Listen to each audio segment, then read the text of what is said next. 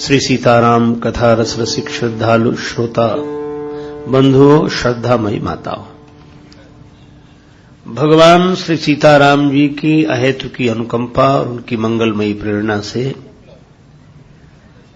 श्री हनुमान जी महाराज की गौरव गाथा का गायन श्रवण लाभ श्री हनुमान चालीसा के माध्यम से हम लोग प्राप्त करें, उसके पूर्व बड़े प्रेम से श्री भगवान नाम संकीर्तन मिलजुल कर मस्ती के साथ बोले। जय सिया राम, जय जय सिया राम, जय सिया, जय सिया राम, जय जय सिया राम, जय सिया,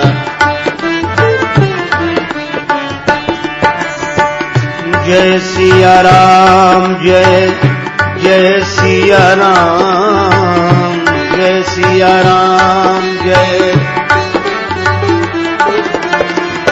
जय सिया राम, जय जय सिया राम,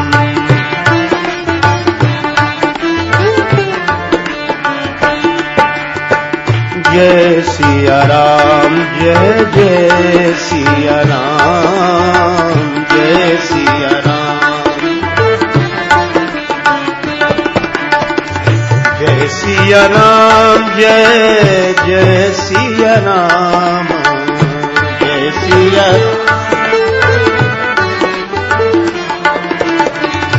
जय सिया राम, जय जय सिया राम, जय सिया राम, जय सिया राम, जय जय सिया राम, जय सिया,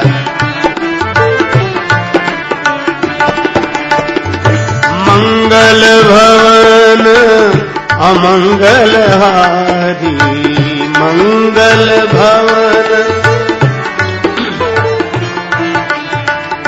द्रवहु सुदशरथ अजित बिहारी, द्रवहु सुदशरथ, जय सिया राम, जय जय सिया राम, जय सिया,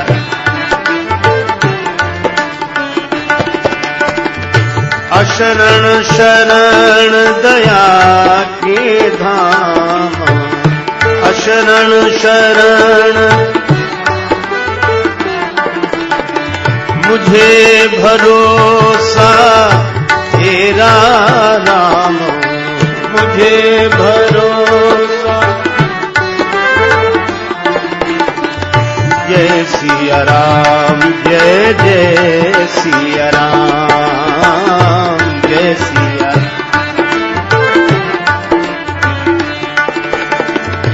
करुणा कर अपना लो राम, करुणा कर, करुणा कर अपना लो राम, करुणा कर अपना दास बना लो राम, अपना राम, जय सिया राम, जय जय सिया राम, जय सिया, जय सिया राम, जय जय सिया राम, जय सिया राम, जय सिया राम, जय जय सिया राम, जय सिया राम, जय सिया राम, जय जय सिया राम, जय सिया, जय सिया राम, जय जय सिया राम,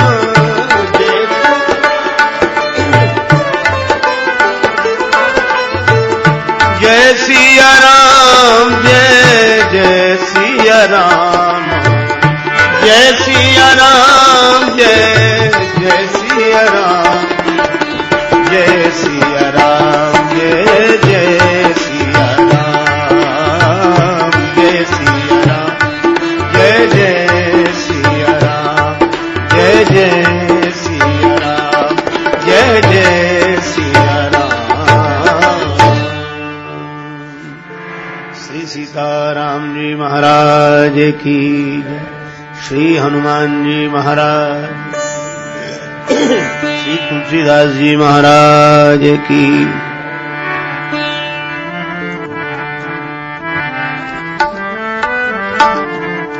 जो यह पढ़े हनुमान चालीसा, जो यह पढ़े, जो यह पढ़े हनुमान चालीसा, जो यह पढ़े,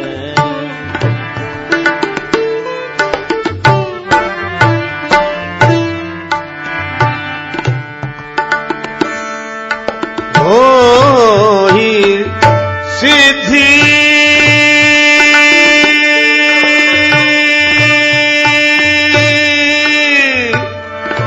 सखी गौरी सा, जो यह पढ़े हनुमान चालीसा,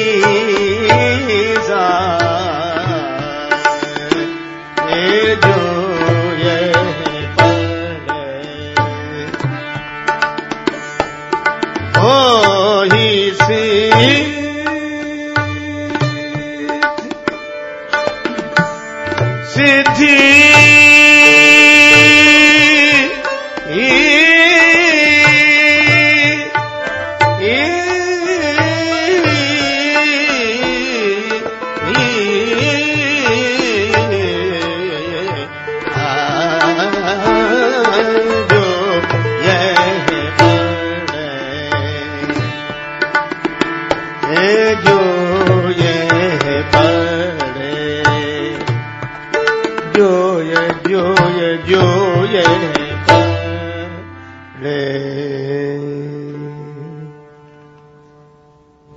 संत शेखर कलिपावनावतार श्री सीताराम भक्ति भूषण गोस्वामी श्री तुलसीदास जी महाराज लिखते हैं कि श्री हनुमान चालीसा का पाठ जो भी करेगा, और पाठ ही नहीं पढ़ेगा, पाठ में तो नियम भी हो सकते हैं, पर जो यह पढ़े श्री हनुमान चालीसा को जो पढ़ेगा, भगवान शंकर की साक्षी है कि उसे सिद्धि की प्राप्ति होगी। ऐसी महिमा जिस ग्रंथ रत्न की है, उसी श्री हनुमान चालीसा के चिंतन का अवसर भगवान श्री सीताराम जी की मंगलमयी कृपा से हम लोगों को मिला है। श्री तुलसीदास जी श्री हनुमान जी के गुण समूह का वर्णन कर रहे हैं, और उसी क्रम में कल एक पंक्ति थी,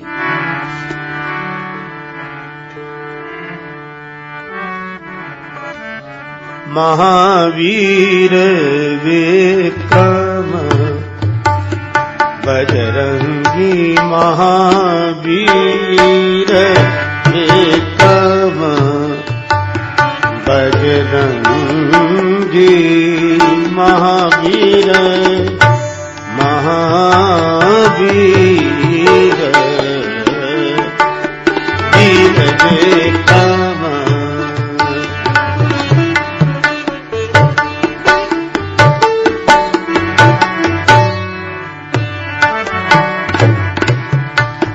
कुमति निवार सुमति के संगे,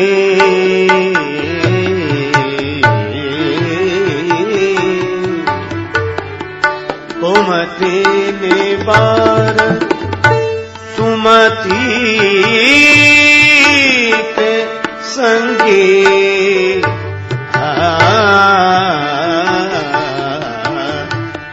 महावीर विक्रम वीर विक्रम वीर विक्रम।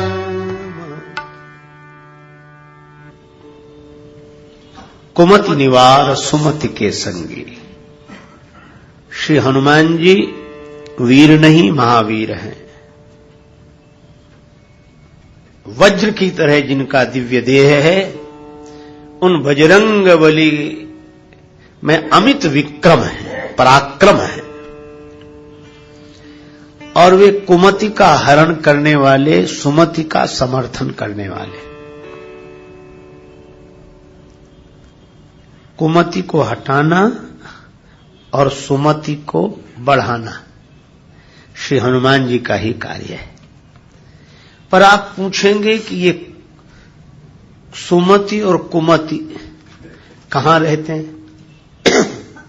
तो उत्तर है, विभीषण जी ने कहा है, सुमति कुमति सबके उर राही,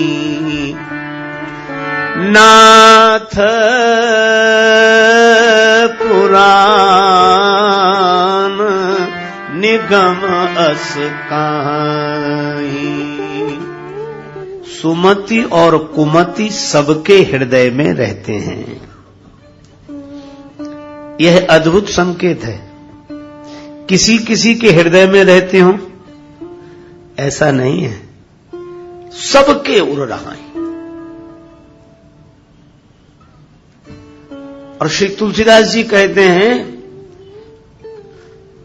मेरे द्वारा जो यह कहा गया है, यही वेद पुराण सत शास्त्र अनुभवी पुरुषों ने कहा है। नाथ पुराण निगम अस कहाहीं, यह श्रुति सम्मत है, पुराण सम्मत है। सबके हृदय में सुमति और कुमति का निवास है, सबके हृदय में।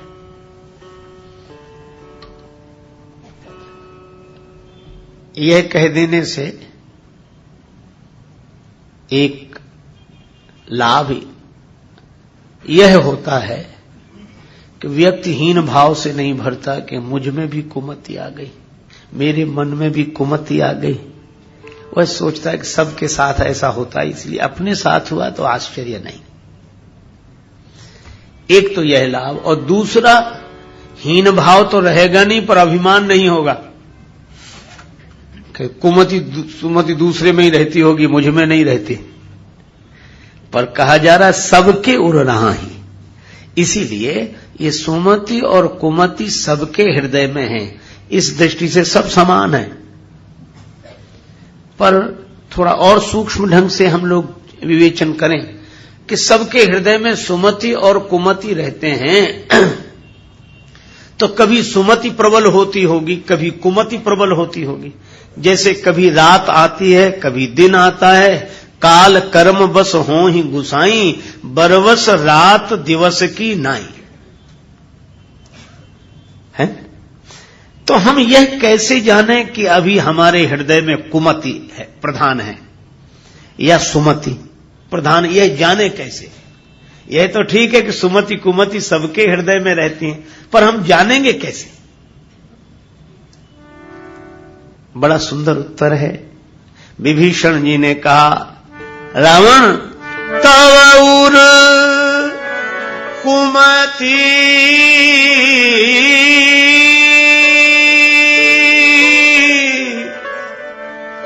बसी विपरीता,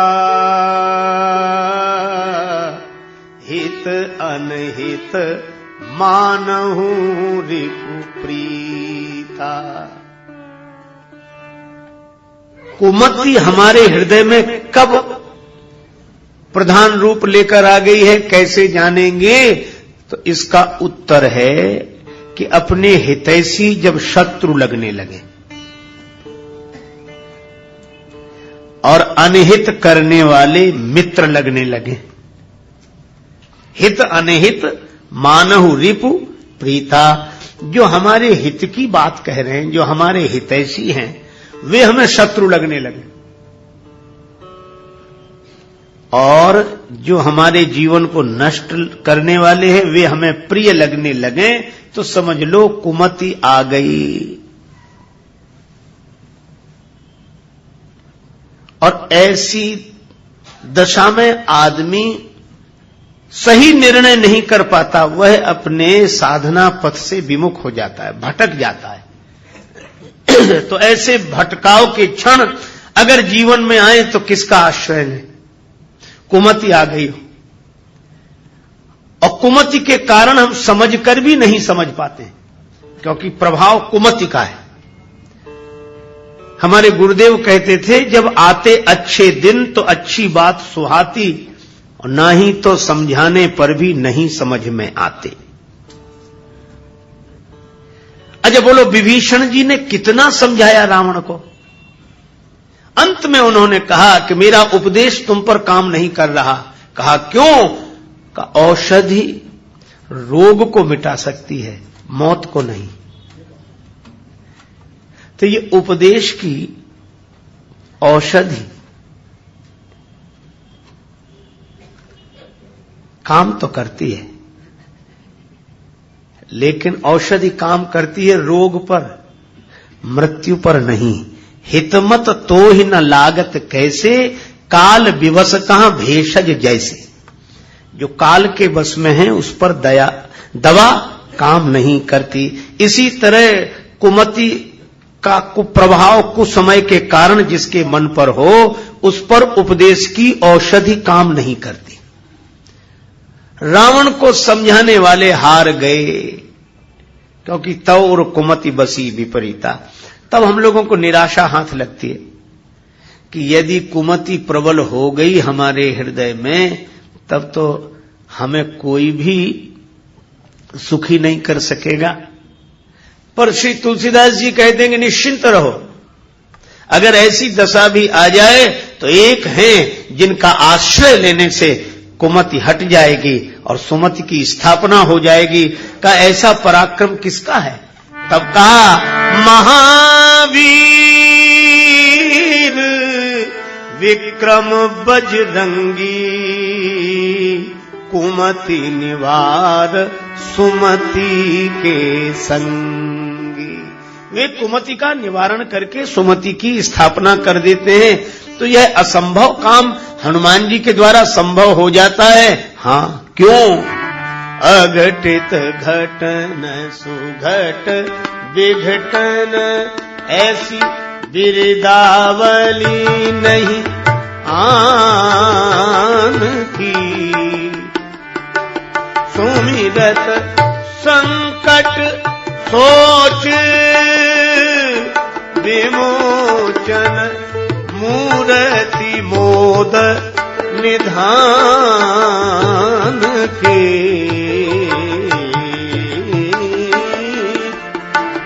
जाके कहती है हनुमान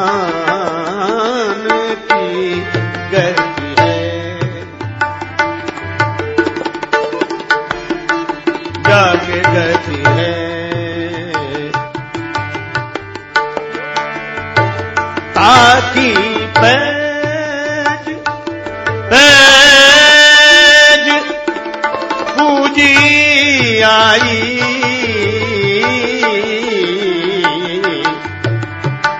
यह रेखा पुलिस पसान की गति है हनुमान की। जाके गति है, जाके गति है, जाके गति है। अघटित घटन सुघट विघटन, ऐसी बिरदावली नहीं आने की। सर्व समर्थ हैं श्री हनुमान जी महाराज, अतुलित बल धामम है, इसलिए वे समर्थ हैं। किसमें? कुमति निवार सुमति के संगी। कंचन वरन विराज सुवेशा। श्री हनुमान जी कंचन वरण है, स्वर्ण शैलाभ देहम है, कनक वरण तन तेज विराजा। कंचन वर्ण। देखो, श्री राम जी ने श्री हनुमान जी को लंका में भेजा। क्यों? श्री राम जी को लग रहा था कि श्री जानकी जी ने पहली बार कुछ मांगा और मैं दे नहीं सका। क्या मांगा था? स्वर्ण मृग। स्वर्ण मृग। और कहा यही मृग कर अति सुंदर छाला। गीतावली में वर्णन है, श्री सीता जी ने कहा पाई पालिवे जोग मंजू मृग। श्री रामचरितमानस में तो कहा गया प्रभु बध कर ये ही आनहु चर्म, किंतु गीतावली में कहा कि अगर ये स्वर्ण मृग मिल जाए तो हम इसका पालन करेंगे। ये स्वर्ण मृग मिल जाए, पालन करेंगे। भगवान बहुत पीछे पड़े, पर जब बाण मारा तो उसका असली रूप निकला, वह मारीच था। भगवान ने कहा क्या बताएं किशोरी जी, यह स्वर्ण मृग नकली निकला, नहीं हम जरूर लाते। यह नकली निकला, नहीं तो हम इसे जरूर लाते। पर जब श्री हनुमान जी को देखा, राम जी ने कहा कि अब भेज रहा हूं। किसे? कहा कि स्वर्ण मृग को ही भेज रहा हूं। हनुमान जी स्वर्ण वर्ण है। स्वर्ण शैलाभदे हम कनक वरन तन तेज विराजा कंचन वरन विराज सुबेसा। हनुमान जी स्वर्ण। और मृग कैसे? कहा हनुमान जी भी मृग हैं। मृग बंदर को भी कहा है, पर बंदर को कौन सा मृग कहा है? साखा मृग के बड़ी मनुसाई, साखा ते साखा पर जाई। साखा मृग। तो हनुमान जी स्वर्ण वर्ण है, कंचन वरन विराज सुवेशा। आहा, और मृग हैं, शाखा मृग हैं। और इसीलिए भगवान ने भेजा कि यह असली स्वर्ण मृग है। नकली स्वर्ण मृग था वह तो, और यह असली स्वर्ण मृग है, इसका पालन करो। पाई पालिवे योग मंजू मृग, इस स्वर्ण मृग का पालन करो। इसीलिए श्री राम जी ने हनुमान जी को भेजा।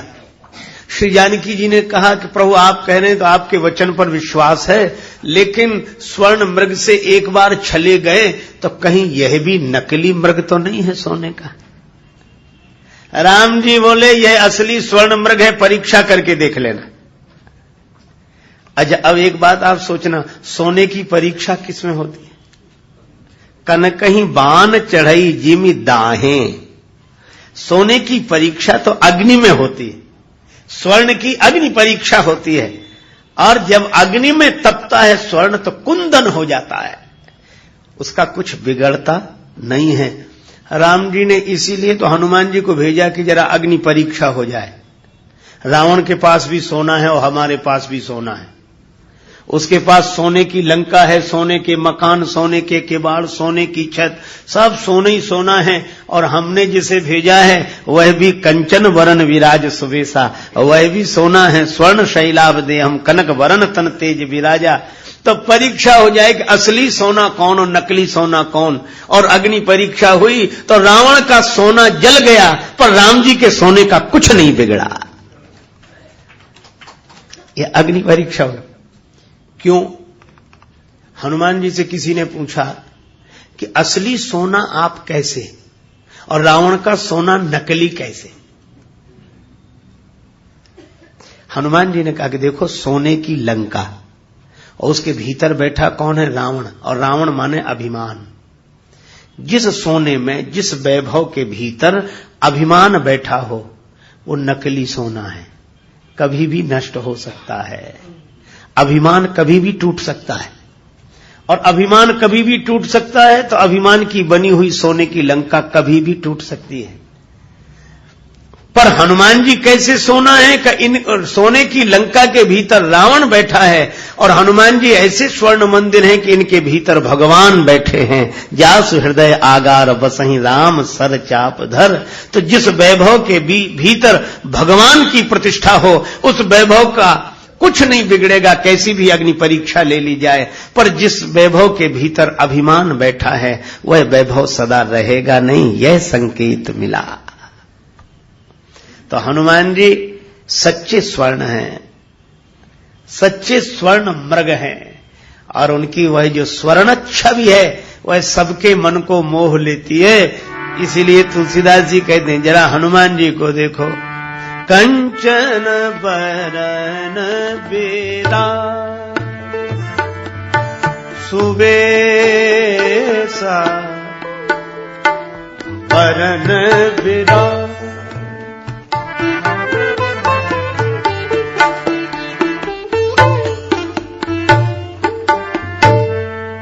कानन कानन कानन कानन कुंडल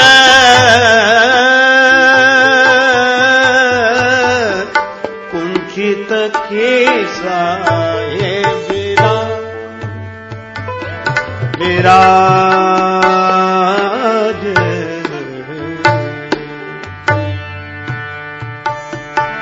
कंचन बरन विराज बरन विराज बरन विराज।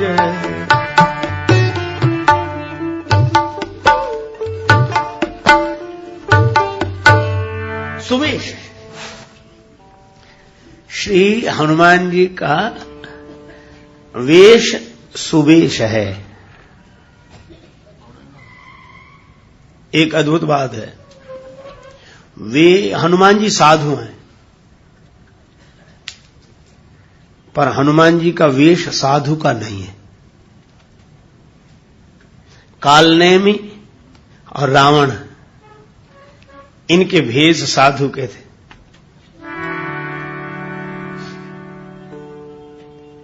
तुलसीदास जी कहते हैं कि ये जितने भी हैं लखी सुवेश जग बंचक जीऊ वेश प्रताप पूजियहि तेऊ पौघरे अंत न होए निबाहु काल नेमि जिमि रावण राहु। काल नेमि रावण और राहु का उदाहरण दिया। इन्होंने भेष तो बड़ा सुंदर बनाया लेकिन भाव वैसा नहीं था। परिणाम वचन वेश से जो बने तो बिगड़े परिणाम। वचन और वेश से जो बने तो बिगड़े परिणाम और तुलसी मन से जो बने तो बनी बनाई राम। वेश की अपनी महिमा है। वेश का हमारे यहां बहुत आदर है। हमारे संतों में भेष को भगवान बोलते हैं लेकिन वेश के अनुरूप भाव हो तो वेश की शोभा है। एक आदमी बंदूक लिए खड़ा था और थर थर थर कांप रहा था। क्या नाम है तुम्हारा? शेर सिंह। तुम्हारे पिता का नाम? शमशेर सिंह। और कंधे पर क्या है? बंदूक। तो कांप क्यों रहे हो? कुत्ता भौंक रहा है।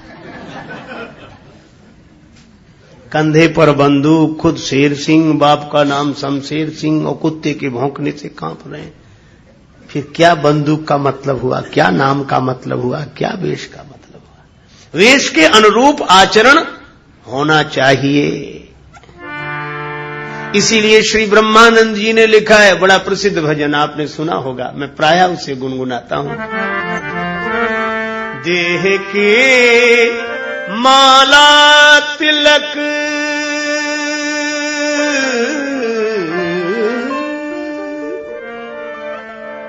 और छाप नहीं किसी काम के, देह के माला माला तिलक और छाप नहीं किसी काम के,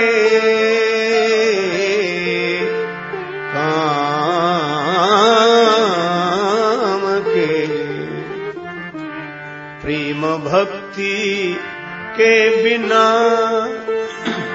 प्रेम भक्ति के बिना नहीं नाथ के मन भाएगा, सोई परम पद पावेगा, सोई परम पद पावेगा। जो भजे हरि को सदा, जो भजे हरि को सदा, सोई परम पद पावेगा, सोई परम पद पावेगा।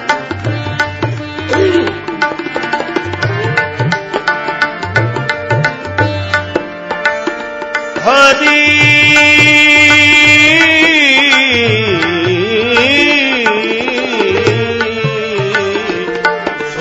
परम पद, सोई परम पद, सोई परम पद पावेगा।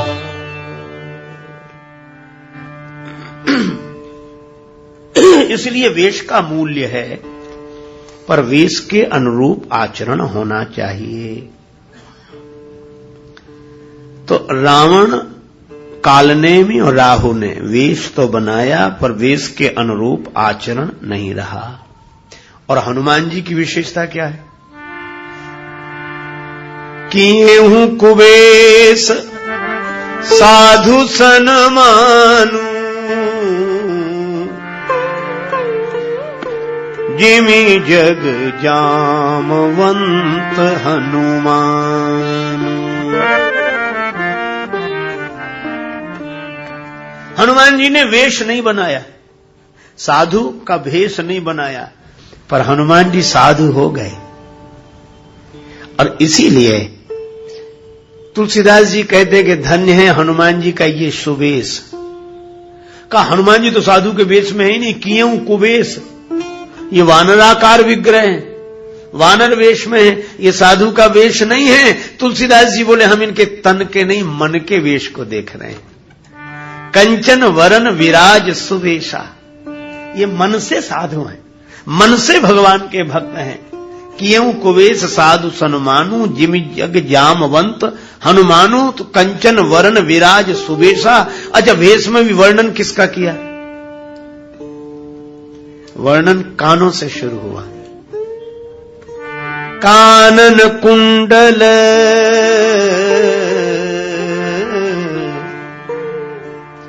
हनुमान जी का धन्य है वेश, धन्य है। कहा क्यों? कहा कि वे श्रवणों में कुंडल धारण करते हैं, कानों के आभूषण से वर्णन किया वेश का, श्रवणों के आभूषण से वर्णन किया वेश का। तो ये श्री हनुमान जी स्वर्ण शैलाभदेह में परम सुंदर हैं और उनके कानों में कुंडल है, यह तो ठीक, पर तुलसीदास जी विशेष इशारा करना चाहते हैं। हनुमान जी का वेश धन्य क्यों? क्योंकि वे श्रवणों का आभूषण धारण करते हैं। और श्रवण का आभूषण क्या है? अपनी दृष्टि से तो कुंडल है, लेकिन श्रवण का आभूषण क्या है? श्रवण का आभूषण है भगवान की कथा। भगवान की कथा सुनी जाए, रामचरित सुनिवे को रसिया।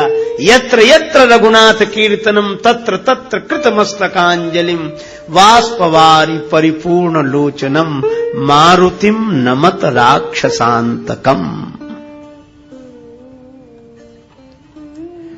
तो जिसने अपने कानों का आभूषण भगवान की कथा को बना रखा है, उस सुवेश को प्रणाम है। कानन कुंडल, कुंचित केशा, बाल टेढ़े हैं, अच्छा सीधे नहीं है, कुंचित हैं, घुंघराले हैं। तो तन की दृष्टि से तो घुंघराले हैं, पर बाल को आप विचार का स्वरूप माने, क्योंकि सिर से बाल का जन्म और सिर से ही विचार का जन्म। तो ये बाल सिर से उगे तो सीधे गए, हनुमान जी के बाल सीधे नहीं गए, लौट कर आए। तो बाल माने विचार का, हनुमान जी का विचार सीधे जाने का, मुक्ति का नहीं है, फिर लौट कर आने का है, बार बार जन्म का है। और बार बार जन्म किस लिए का, जन्म जन्म रति राम पद यह वरदान न आन, जिसका मन धरती छोड़ने का न हो, बार बार इसी धरती पर रहकर भगवान के गुण गाने और सुनने का हो, यही कुंचित केश का आध्यात्मिक अर्थ है, भावनात्मक अर्थ है। कानन कुंडल कुंचित केसा, आहा देखो, कानन कुंडल कुंचित केशा, श्री हनुमान जी महाराज बार बार। इसीलिए राम जी जब अपने धाम को जाने लगे तो श्री हनुमान जी से कहा कि आप भी चलो। राम जी बोले कहां? हनुमान जी ने पूछा कहां? श्री राम जी ने कहा हमारे धाम में। अच्छा प्रभु चले तो साकेत? हाँ हाँ साकेत लोग चले तो, पर वहां आपकी कथा कब होती? राम जी बोले वहां तो हम ही होते हैं, कथा तो यहां होती है, वहां नहीं। हनुमान जी बोले तो आप चलो। और आप? हनुमान जी बोले हम बाद में आएंगे। कहा कब? बोले आपकी कथा सुनकर आएंगे। भगवान बोले तो कब तक रहोगे? हनुमान जी ने हाथ जोड़कर कहा प्रभु जब तक आपकी कथा इस धरती पर रहेगी तब तक मैं यह धरती छोड़कर कभी नहीं आऊंगा। इस धरती से ही जुड़ना माने बार बार लौटना। तो हनुमान जी भक्ति के कारण, अच्छा यही कारण कि जानकी माता का जन्म धरती से हुआ और समाई भी वे धरती में। तो जिस भक्ति का संबंध धरती से हो उस धरती को हनुमान जी कभी नहीं छोड़ते। और पौराणिक मान्यता के अनुसार वे गंधर्व लोक में जाकर विश्राम करते हैं, पर फिर लौटकर इसी धरती पर आते हैं। धरती पर आकर क्या करते हैं? का यत्र यत्र रघुनाथ कीर्तनम तत्र तत्र कृतमस्तकांजलिम वाष्पवारी परिपूर्ण लोचनम मारुतिम नमत राक्षसांतकम। जहां जहां भगवान की कथा होती है वहां श्री हनुमान जी नतग्रीव होकर और वाष्पवारी परिपूर्ण लोचन होकर करवद्ध मुद्रा में विराजमान होकर भगवान की कथा सुनते हैं। और इसीलिए कुंचित केश का अर्थ है बार बार लौट कर आने की बात। इसी कथा में बार बार आने की बात, ये कुंचित केश है। और श्रवण कानन कुंडल, ये कान का भूषण, बोले यही कथा है और यही हनुमान जी का सुवेश है। कंचन वरण विराज सुवेशा कानन कुंडल कुंचित केसा। तो देह की दृष्टि से तो उनके इस भव्य श्रृंगार का दर्शन करें, पर नेह की दृष्टि से इसका भावनात्मक अर्थ ग्रहण करें। कंचन वरण विराज सुवेशा कानन कुंडल कुंचित केसा। और आगे हाथ वज्र यरु ध्वजा विराजे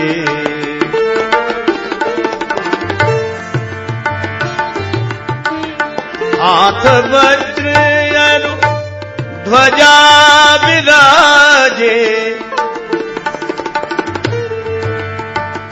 कांधे मूज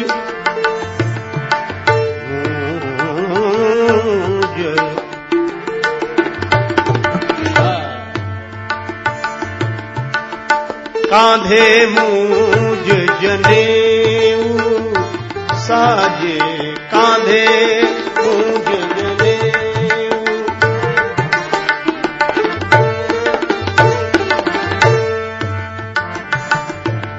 हाथ वज्र यरु ध्वजा विराजे कांधे मूज जनेऊ साजे हाथ वज्र यरु ध्वजा विराजे हाथ ध्वजा विराजे हाथ वज्र अधु ध्वजा वज्र अधु ध्वजा वज्र अधु ध्वजा विराजे हाथ वज्र अधु ध्वजा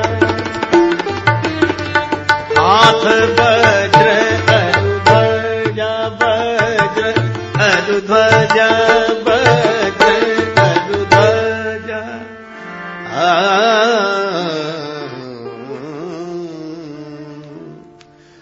हनुमान जी के हाथ में वज्र है। वज्र माने गदा, उसी का नाम यहां गोस्वामी जी वज्र दे रहे हैं। हनुमान जी गदाधारी हैं।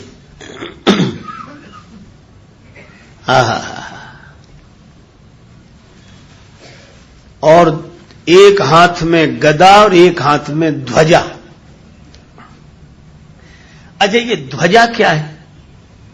कौन सी ध्वजा लहराते हैं हनुमान जी? ध्वजा तो एक ही है, रघुपति कीरति बिमल पताका।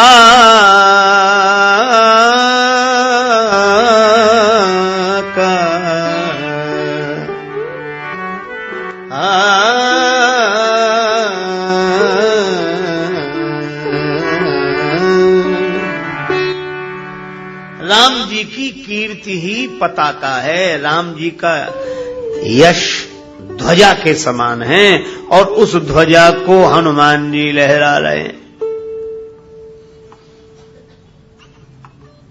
हाथ वज्र और ध्वजा विराजे, राम जी की कीर्ति पताका लहराना हनुमान जी के हाथ में है। तो ये वज्र क्यों रखते हैं? का जितने राम जी के विरोधी हैं उनके लिए वज्र। हाथ वज्र और ध्वजा विराजे। आगे सुनेंगे आप साधु संत के, तुम रखवारे असुर निकंदन राम दुलारे। तो असुर निकंदन है इसलिए हाथ वज्र, और राम जी के दुलारे हैं इसलिए और ध्वजा विराजे। राम जी के यश को लहराने के लिए। अब कितनी बढ़िया बात है। राम जी का नाम कौन करेगा? जो राम जी का काम करेगा। और राम जी का काम कौन कर सकेगा? जो काल के हाथ में न हो, काल जिसके हाथ में हो। ये वज्र क्या है? काल है। और ये काल किसके हाथ में? हनुमान जी के हाथ में। अब जरा गंभीरता से सोचें। वज्र माने गदा, गदा माने काल, क्योंकि हनुमान जी उसी से काल बनते हैं किसी के, और वो हनुमान जी के हाथ में है। अब थोड़ा सा विचार करना, काल माने समय। अब ये सोचो, हम समय के हाथ में हैं कि समय हमारे हाथ में है? हम समय के हाथ में हैं। श्रीमद् भागवत में वर्णन है, देवर्षि नारद भक्ति माता को समझाते हैं श्रीमद् भागवत के महात्म प्रकरण में। उसमें कहा गया कि भक्ति माता आंसू बहा रही हैं।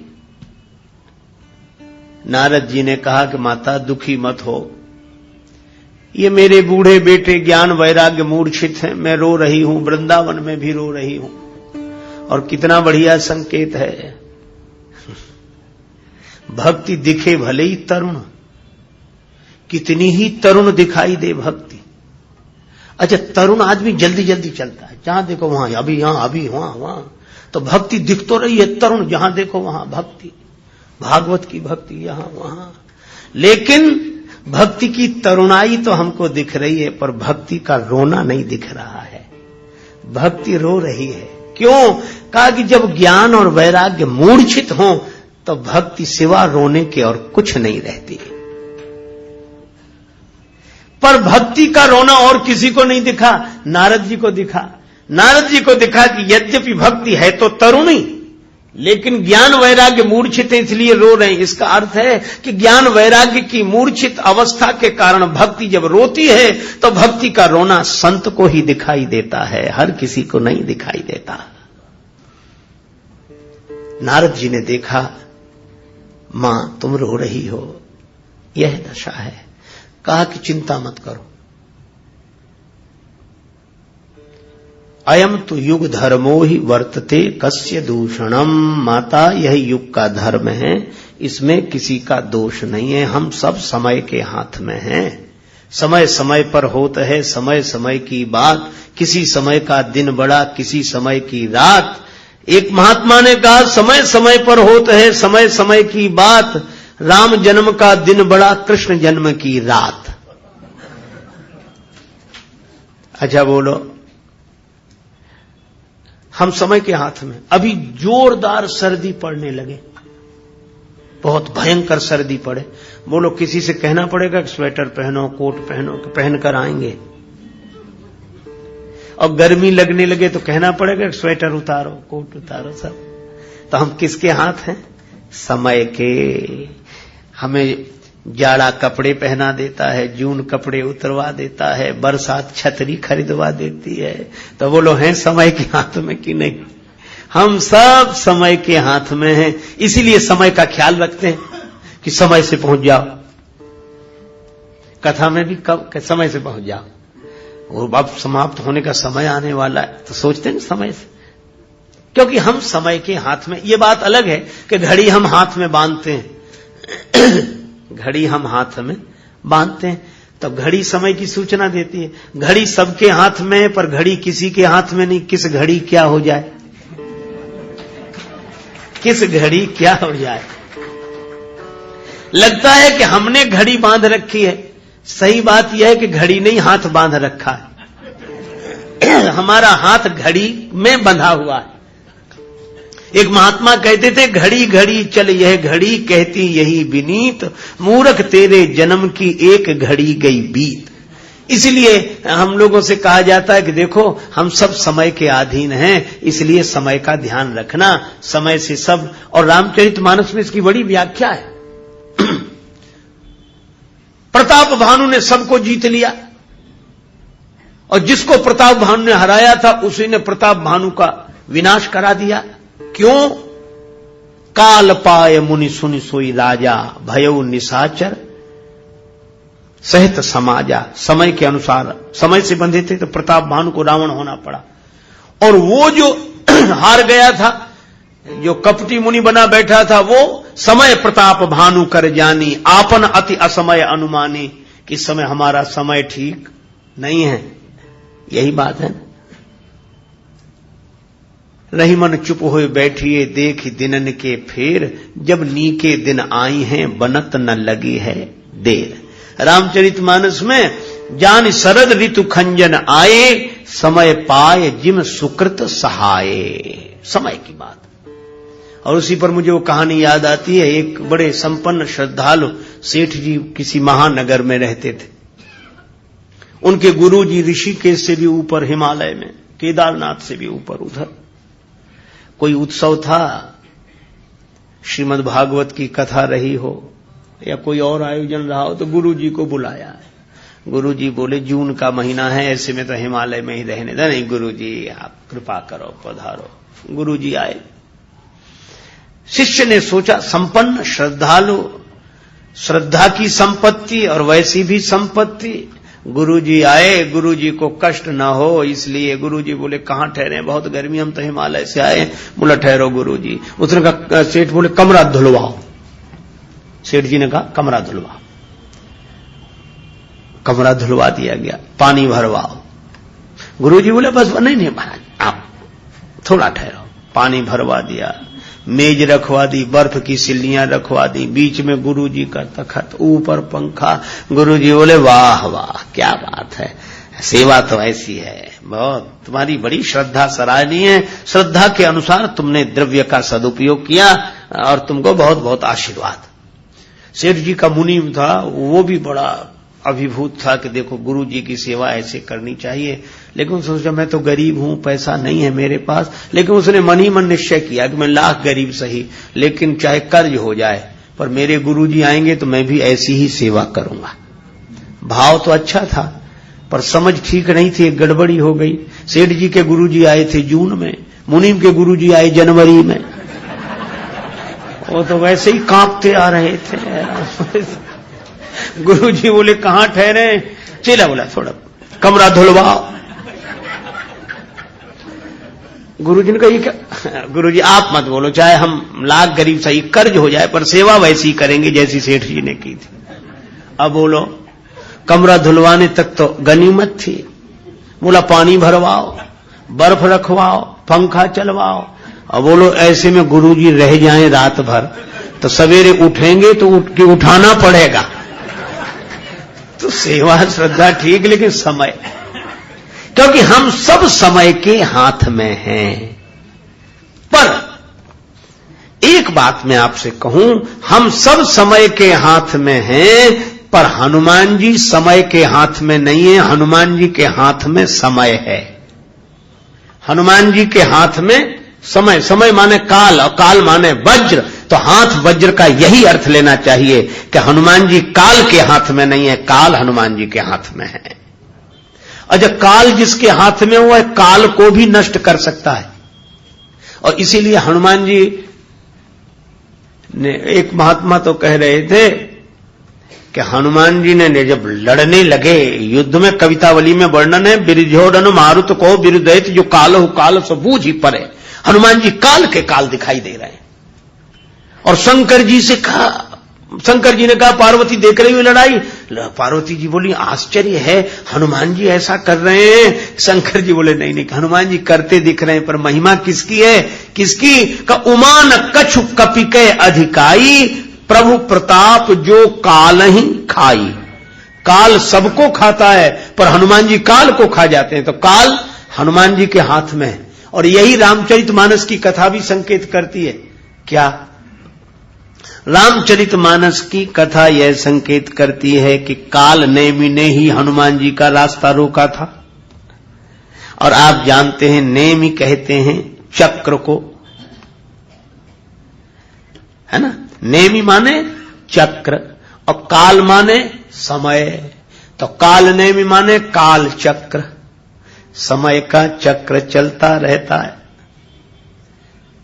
सुबह होती है, शाम होती है, जिंदगी यूं ही तमाम होती है। ये काल चक्र चलता रहता है। कल भी शाम आई थी, आज भी आई, कल भी नहीं रही, आज भी नहीं रहेगी। फिर सवेरा होगा, फिर दोपहर, फिर शाम, फिर सुबह, फिर दोपहर, फिर शाम, फिर रात। ये काल चक्र, ये सबके जीवन में आता है, सबके मार्ग में आता है। कालनेम ने हनुमान जी का रास्ता रोका। रावण गया कालनेम के पास कि तुम तैयार हो जाओ। कालनेम बोला क्या करना है? रास्ता रोकना है। कहा मैं तैयार हूं। किसका रास्ता रोकना है? रावण बोला हनुमान जी का। कालनेम बोला ये नाम सुना हुआ लगता है, पहले भी सुना है। रावण बोला हाँ सुना होगा, वो पहले भी आ चुके हैं। कालनेम थोड़ी देर रुक कर बोला ये वही बंदर तो नहीं है जिसने लंका जलाई थी? रावण बोला हाँ हाँ वही वही। वाह तुम पहचान गए, बड़े समझदार, ठीक पहचाना तुमने। कालनेम बोला मैं नहीं जाऊंगा। रावण बोला क्यों नहीं जाओगे? मैं तुम्हें जाते हुए देखना चाहता हूं। कालनेम बोला ठीक है चले जाएंगे, पर जाते हुए तो देख लोगे, लेकिन लौटकर आते हुए नहीं देख पाओगे। गए तो गए। तुम इतने बड़े बलवान होकर उसका रास्ता नहीं रोक सकते? कालनेम ने कहा एक बात बताओ, जिस दिन उस बंदर ने लंका जलाई थी आप कहीं बाहर गांव गए थे? लंका में नहीं थे। आप रोक सके रास्ता? तुम अपने गांव में घर में नहीं रोक सके उसका रास्ता, और हम जंगल में उसका रास्ता रोक लेंगे? देखत तुम्हें नगर जही जा रहा, तास पंथ को रोक नहीं पा रहा। कौन रोक सकता है? रावण बोला जाओ। कालनेम में कहा जा रहा है, गया। अच्छा आप विचार करो, कालनेमी कली, कलियुग ही कालनेमी है, काल चक्र है। कालनेमी कली कपट निधानो, नाम सुमति समरथ हनुमानो। हनुमान जी क्या कहा गया? सुमति समरथ, इसीलिए कुमति निवार सुमति के संगी। और यहां कालनेम ने रास्ता रोका। क्या किया? बाबा जी बन गया, आश्रम बना लिया, मंदिर बना लिया, बगीचा बना लिया, बड़ा बढ़िया मंदिर बनाया, बड़ा बढ़िया आश्रम, बड़ी बढ़िया बगीचा, बहुत सुंदर सरोवर। खुद बन गया बाबा जी। है कालनेमी, ये रूप बदल कर आता है। कलयुग भी ऐसे ही रूप बदल के आता है, ये रूप बदल के आता है। हनुमान जी को भी धोखा हुआ कि अगर ये साधु ना हो तो इतना बढ़िया मंदिर बनाता, इतना बढ़िया बगीचा। देखो भगवान की कृपा है। अरे कृपा नहीं, अभी पता लगेगा। वो तो मकरी ने पांव पकड़ा, हनुमान जी ने लात मारी।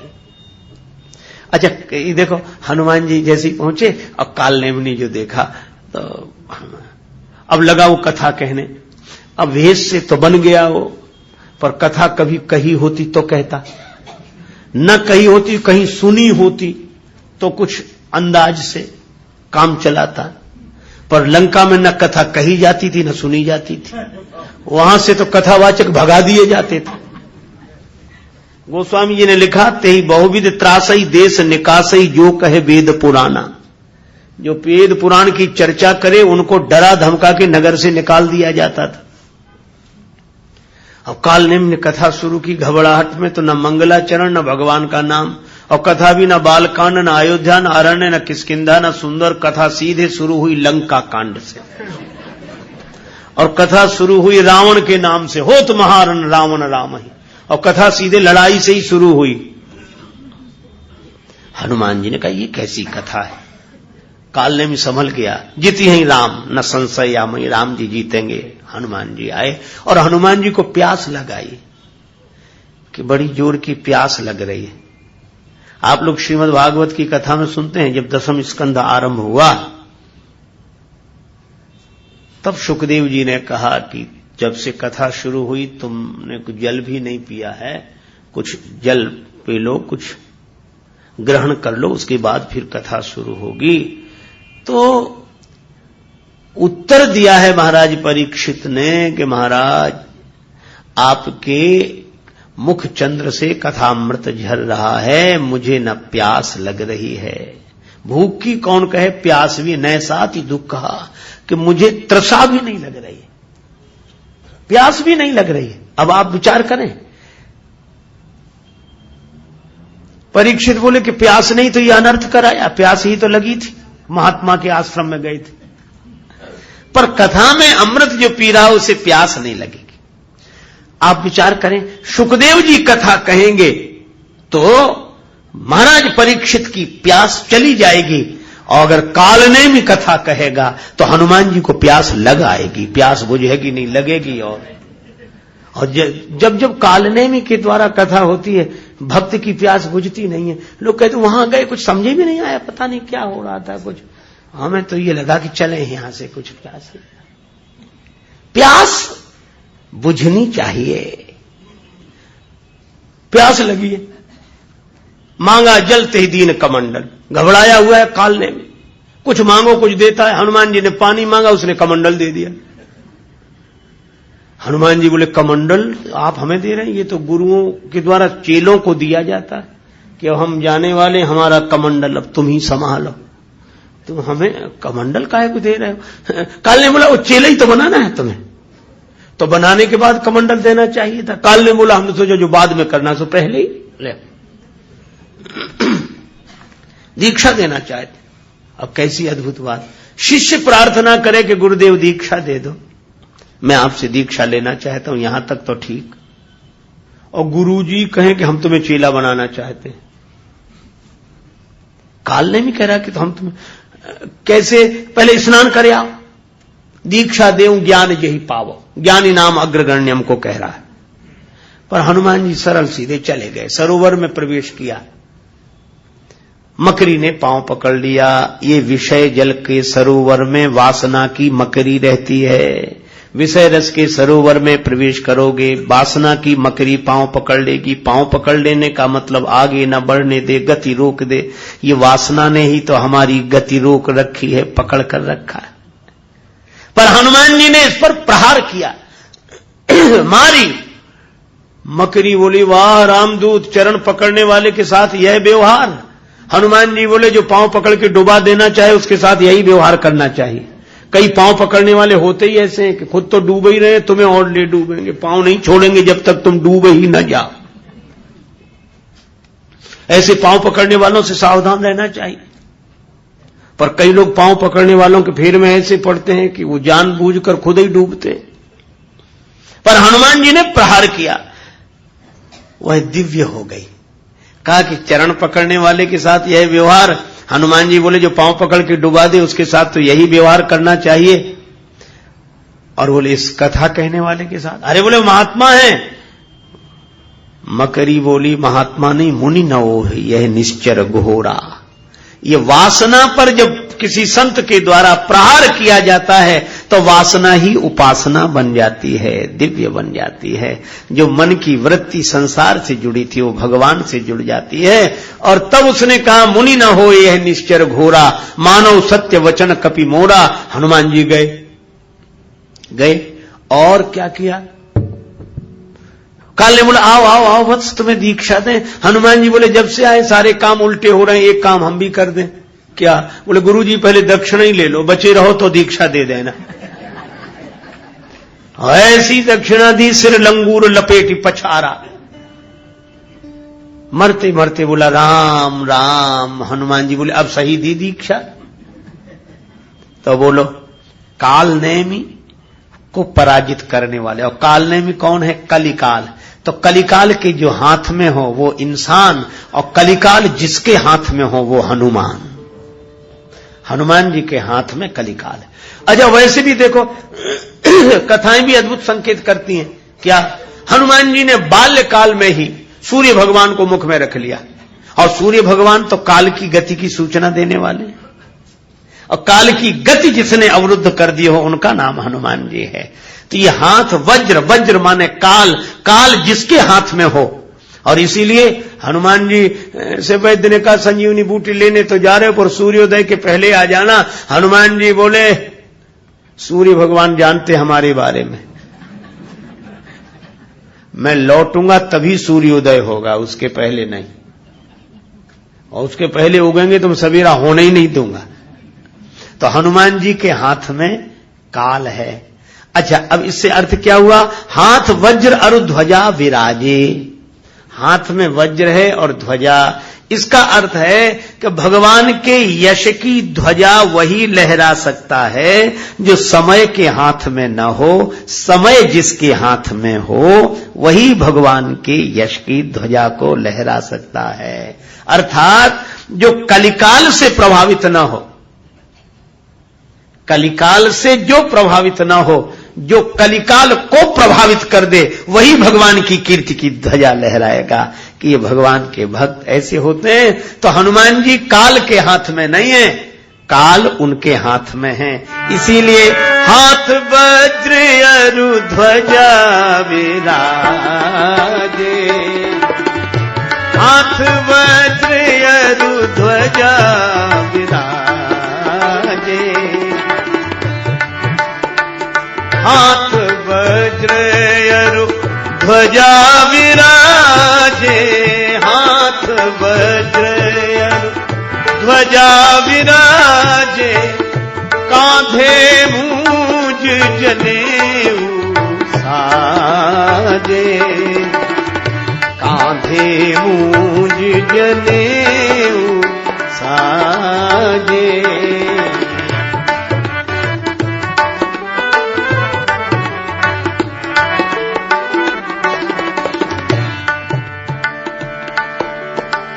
कांधे मूंज जनेऊ साजे, कांधे मूंज जनेऊ साजे।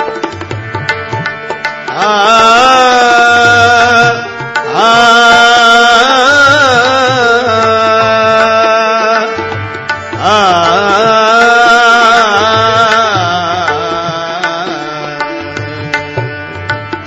कांधे मूंज जनेऊ साजे।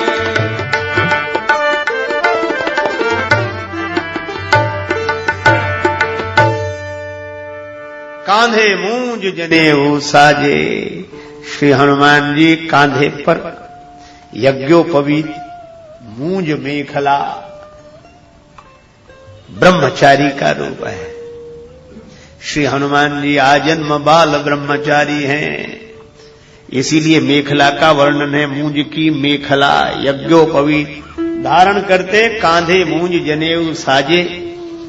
लेकिन आपको मैं एक बात बताऊं, रामचरितमानस में विशेष रूप से दो ब्रह्मचारियों का वर्णन है। एक तो श्री हनुमान जी आजन्म बाल ब्रह्मचारी हैं, और एक दूसरे ब्रह्मचारी हैं परशुराम जी। हाँ? लेकिन दोनों में एक अंतर है। क्या? हनुमान जी को कभी यह याद नहीं रहती कि हम ब्रह्मचारी हैं, और परशुराम जी के साथ दूसरी कठिनाई, वे कभी भूलते नहीं हैं कि हम ब्रह्मचारी हैं। इसलिए जहां जाते वहां यही कहते हैं, बाल ब्रह्मचारी अति कोही, विश्व विदित क्षत्रिय कुलद्रोही। मैं बाल ब्रह्मचारी हूं, मैं ब्रह्मचारी हूं, मैं ब्रह्मचारी हूं। भगवान सामने खड़े, भगवान के सामने। अच्छा देखो विडंबना क्या है, अभिमान से हनुमान परशुराम जी बोल रहे हैं, लेकिन अंतर क्या है? क्या बोले? मैं ब्रह्मचारी हूं, मैं ब्रह्मचारी हूं, यह तो दिखाई दे रहा है, पर सामने ब्रह्म खड़े हैं वो नहीं दिखाई दे रहे हैं। अरे आप तो ब्रह्मचारी हो, पर सामने तो राम, ब्रह्म व्यापक जग जाना, ब्रह्म सामने ही खड़े हैं, श्री राम जी, पर ब्रह्मचारी।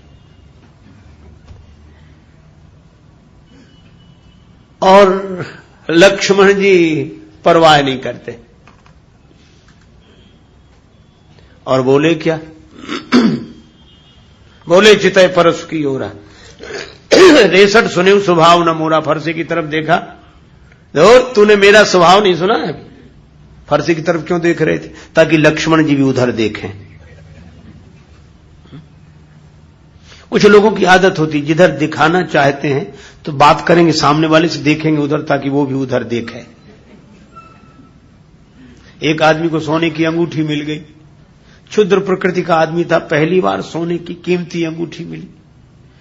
सो जिससे भी बात करता था वो अंगूठी आगे करके, और भाई साहब क्या हाल है, आप ठीक है? बहुत दिन में मिले, बहुत बड़े। लोग कहते अजीब आदमी है। अरे मुझे बोले उंगली ऐसे ऐसे करने का क्या मतलब? देख लें लोग। ऐसे गया मिठाई की दुकान पर, एक पंडित जी की दुकान थी मिठाई की, वो अपना चादर ओढ़े, ब्राह्मण देवता बैठे थे, और पंडित जी आओ भैया ये मिठाई कैसे? अब उसने ये लड्डू क्या भाव दिए, ये जलेबी कैसे, ये सब मिठाई पर ऐसे ऐसे कर रही, अंगूठी दी है ऐसे। ब्राह्मण देवता गंभीरता से सुन रहे, समझ गए। तो वो तो इतनी सी अंगूठी सोने की उंगली में पहने था, और वो इतना बड़ा सोने का बाजूबंद बांधे थे पंडित जी, यहां चादर ओढ़े बैठे थे। तो जैसे ये मिठाई कैसे, ये मिठाई कैसे? तो पंडित जी ने ऐसे चादर हटाया और अपना हाथ ऐसे किया, बोले सब एक ही भाव हैं, कोई भी ले जाओ, सब एक ही, ताकि वो भी देखे। अब परशुराम जी दिखाना चाहते हैं कि हम क्या हैं, ये रहा फरसा, तो फरसे की तरफ देखे ताकि लक्ष्मण जी भी देखें। बोले चितय परसु की ओरा, रेसठ सुने स्वभाव न मोरा। तुमने मेरा स्वभाव नहीं देखा है, अभी सुना ही नहीं होगा। लक्ष्मण जी ने देखा फरसे की तरफ, नहीं देखा तो दिखाने लगे। दूसरी पंक्ति में गोस्वामी जी क्या संकेत करते हैं? लक्ष्मण जी से सीधे ही बोले, परस विलोक महीप कुमारा, मेरा फरसा देखो, ये देखो मेरा फरसा। लक्ष्मण जी बोले हाँ हाँ देख रहे हैं। फरसा देखकर तुम डरे नहीं? लक्ष्मण जी बोले अच्छा रहा कि हमने फरसा नहीं देखा। क्यों? फरसा देखते तो लड़ाई हो ही जाती। क्यों हो जाती? तो मुझे वीर नहीं समझ रहे हो क्या? लक्ष्मण जी बोले आप केवल फरसा थोड़े ही लिए हैं, एक और धारे धनु, एक और धारे बाण, एक और परसु सुधारे तेज तायो है, एक और शूल, एक और लौह वर्म झूल, एक और तोमर त्रिशूल लटकायो है। बिंदु कवि धन्य भृगुवंशज मुनीस तुम्हें संत वेश में विचित्र रूपक लखायो है। मैंने जानो को कुशल कारीगर है, जनकपुरी में शस्त्र बेचिवे को आयो है। हमने वीर समझा ही नहीं। अब तो बड़ा क्रोध आया, मेरा फरसे का अपमान, फरसे। लक्ष्मण जी ने कहा कि देखो महाराज, अगर आप ब्रह्मचारी कह रहे हो, बाल ब्रह्मचारी अति कोही, तो ब्रह्मचारी का चिन्ह फरसा नहीं है। फिर बोले आप अपने को कहते रहे हो ब्रह्मचारी और दिखा रहे हो फरसा। और ब्रह्मचारी का चिन्ह क्या है? लक्ष्मण जी बोले वो मैंने देखा, इसीलिए नहीं झगड़ा किया आपसे। क्या देखा तुमने? बड़ा सुंदर संकेत है। लक्ष्मण जी बोले भृगुसुत समुझी जनेऊ बिलोकी, जो कछु कहाऊं सहाऊं रिस रोकी। मैं आपको भृगुवंशी ब्राह्मण ब्रह्मचारी के रूप में देखकर और ब्रह्मचारी का जो चिन्ह है वह देख रहा हूं। का ब्रह्मचारी का चिन्ह क्या है? बोले यज्ञोपवीत जनेऊ, वह देख रहा हूं मैं, फरसा नहीं देख रहा हूं। जनेऊ देखकर ही श्रद्धा होती है, फरसा देखकर तो लड़ने का मन होता है। तो ब्रह्मचारी का मुख्य चिन्ह क्या है? यज्ञोपवीत। और यज्ञोपवीत पर ब्रह्मचारी को गर्व होना चाहिए कि मैं यज्ञोपवीत धारी हूं। इसलिए तुलसीदास जी कहते हैं कि ब्रह्मचारी तो दो, लेकिन एक ब्रह्मचारी ने अपना चिन्ह फरसा मान लिया। लेकिन हमारे हनुमान जी ऐसे ब्रह्मचारी हैं कि इनका चिन्ह क्या है? का कांधे मूज जने साजे, कांधे जने जने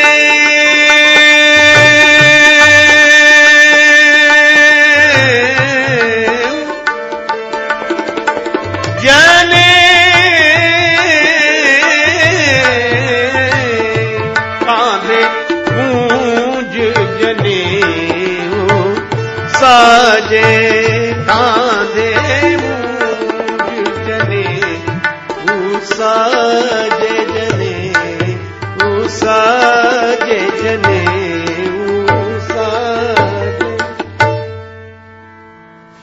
हनुमान जी सच्चे ब्रह्मचारी हैं। क्यों? क्योंकि परशुराम जी ब्रह्मचारी होने का अभिमान रखते हैं। मैं गलत सही नहीं कह रहा हूं, किसी की निंदा करना मेरा उद्देश्य नहीं है, आपको भटकाना भी मेरा उद्देश्य नहीं है। पर मैं यह कहता हूं कि परशुराम जी भगवान हैं, हनुमान जी तो भक्त ही हैं, पर परशुराम जी तो भगवान के अवतार हैं। पर यह लीला है, लीला को बार बार ऐसे समझना चाहिए जैसे मां किसी बच्चे को चलना सिखाती है तो उसकी उंगली पकड़कर पीछे पीछे चलती है, कहती बेटा आ, सीधा बढ़, सीधा सीधा आगे आ जा। बच्चे से कहती सीधा चलो, मां उल्टा चल रही, तो क्या मां को सीधा चलना नहीं आता है? आता है, लेकिन वह उल्टा चलने की लीला इसलिए करती है ताकि उसका बालक सीधा चलना सीख जाए। तो परशुराम जी जैसे अवतार कोटि के महापुरुषों में अगर यह अभिमान का उल्टा चलना दिखाई दे तो ये उनका दोष नहीं मानना चाहिए। होश में रहकर वे तो भगवान हैं ऐसा जानकर वे तो केवल इसलिए उल्टा चलने की लीला कर रहे हैं ताकि हम लोग सीधा चलना सीख जाएं। इतनी ही प्रेरणा लेनी चाहिए।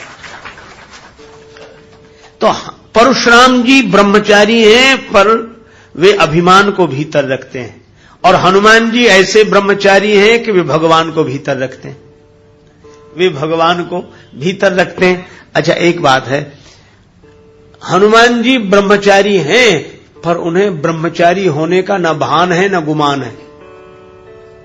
क्यों नहीं है? आज हम आपसे पूछते हैं, छोटा सा बच्चा 5-7 साल का ब्रह्मचारी है कि नहीं है? लेकिन छोटे से बच्चे से कोई कहता आइए ब्रह्मचारी जी, और अगर कहो तो उसे कैसा अटपटा लगेगा। बालक कहेगा कि मां मैं तुम्हें जानता हूं, मैं नहीं जानता कि ब्रह्मचारी क्या होता है वो, लेकिन वह जानता नहीं कि ब्रह्मचारी क्या है, वह तो बालक है। और इसीलिए हनुमान जी और बच्चे का ब्रह्मचर्य सच्चा ब्रह्मचर्य है, क्योंकि वह यह नहीं जानता कि ब्रह्मचर्य होता क्या है। तो ब्रह्मचारी तो है पर उसे ब्रह्मचारी होने का न भान है न अभिमान है। क्यों? वह बालक है।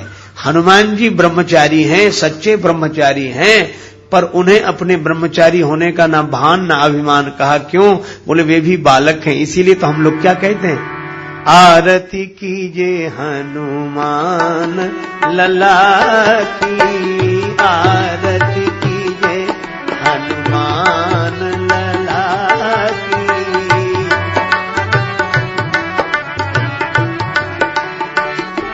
दुष्ट ललन रघुनाथ कला की, आरती कीजे हनुमान लला की, आरती कीजे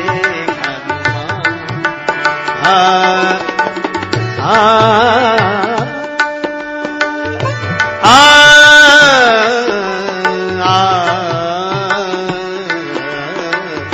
आरती कीजे हनुमान, हे हनुमान, हनुमान जी लला हैं, बालक हैं। जानकी माता ने भी यही कहा, अजर अमर गुण निधि सुत हो। सुत हो, छोटे से हनुमान जी बाल हनुमान, सदा बाल भाव में रहते हैं और बूढ़े तो हो ही नहीं सकते, क्योंकि जानकी माता ने कहा है अजर अमर गुण निधि सुत हो। हनुमान जी तुम अजर रहो, तुम्हें कभी बुढ़ापा ना आवे। अजर है, बुढ़ापा नहीं आता हनुमान जी का, इसीलिए हनुमान लला के। पर एक बार एक सज्जन ने हमसे कहा, अलग अलग क्षेत्र में हनुमान जी के अलग अलग नाम भी लोगों ने रख रखे, अलग कई जगह हनुमान लला, प्राय आरती कीजिए हनुमान लला की। पर बुंदेलखंड के लोग उधर कुछ क्षेत्रों में हमने देखा वे हनुमान जी को लला नहीं बोलते, हनुमान बब्बा कीजिए, बब्बा। बब्बा माने बूढ़ा। एक सज्जन बोले ये बुंदेलखंडी लोग नासमझ होते हैं क्या, जब हनुमान जी बूढ़े होते ही नहीं तो उनको बब्बा क्यों कहते हैं। अरे उनका अब प्रश्न तो ठीक ही है कि भाई जब बूढ़े हैं ही नहीं हनुमान जी, जानकी माता ने कहा कि तुम बूढ़े होगे ही नहीं, तो फिर उनको बूढ़ा क्यों कहते हैं। हमने उत्तर दिया, हमने कहा नहीं, बुंदेलखंड के लोग समझदार हैं, वो ठीक कहते हैं। बोले क्यों ठीक कहते हैं, या तो जानकी माता का आशीर्वाद गलत है कि बूढ़े नहीं होंगे, और जब बूढ़े नहीं हो तो उनको बाबा क्यों कहते हैं, बब्बा क्यों कहते हैं। हमने कहा इसलिए कहते हैं कि हनुमान जी वैसे कभी बूढ़े नहीं होते, लेकिन एक बार लीला में बूढ़े हुए थे। कब हुए, बोले भीम का अभिमान दूर करना था तो हनुमान जी बूढ़े बानर के रूप में ऐसे बैठ गए, पूंछ फैला दी रास्ते में। भीम ने कहा है हटाइए पूंछ। हनुमान जी बोले बूढ़ा कमजोर बंदर, मैं पूंछ नहीं हटा सकता, भैया तुम ही हटा दो। भीम ने बड़ी ताकत लगाई, पूंछ नहीं हटी। बूढ़ा बानर, और ये आप कौन है, प्रकट हो जाओ। तो हनुमान जी वास्तविक रूप में प्रकट हुए। यह कथा जगत प्रसिद्ध है। हमने कहा कि बुंदेलखंडी लोग उस कथा को याद करके हनुमान बब्बा की जय बोलते हैं, इसलिए वो गलत नहीं, सही है। अब अपने अपने मन की भावना है, किसी को हनुमान जी बाल रूप में अच्छे लगते हैं, कोई हनुमान बब्बा की जय बोलते हैं। एक हमारी परिचित से वो दिन में 2-3, और क्या करें, हनुमान दादा जो करें, उनके दादा हैं हनुमान। पर हनुमान जी अपने मूल में सदा बाल भाव से रहते हैं। वे जानकी माता के लाडले लाल हैं, वे राम जी के लाडले लाल हैं, और राम दुलारे हैं, राम जी का दुलार उन्हें मिलता है, तो इसलिए वे ब्रह्मचारी हैं। कांधे मूंज जनेऊ साजे, कांधे मूंज जनेऊ, मूंज की मेखला धारण करते हैं, ब्रह्मचारी हैं। उन जैसा कोई ब्रह्मचारी नहीं, पर उन्हें अपने ब्रह्मचर्य का न भान है न अभिमान है। अभिमान नहीं है, इसीलिए तो तुलसीदास जी कहते हैं जय हनुमान ज्ञान गुण सागर, जय कपीश तिहु लोक उजागर। इसलिए हाथ वज्र यरु ध्वजा विराजे,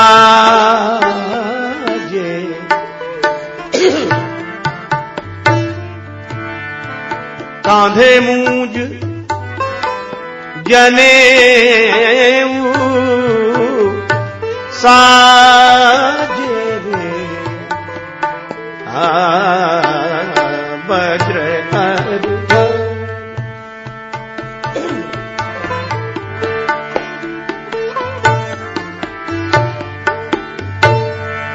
शंकर सुवन केसरी,